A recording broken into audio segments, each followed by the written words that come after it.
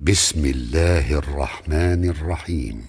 ألهاكم التكاثر حتى زرتم المقابر كلا سوف تعلمون ثم كلا سوف تعلمون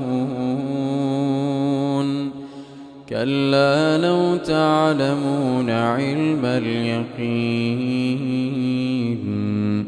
لترون الجحيم ثم لترونها عين اليقين ثم لتسألن يومئذ عن النعيم.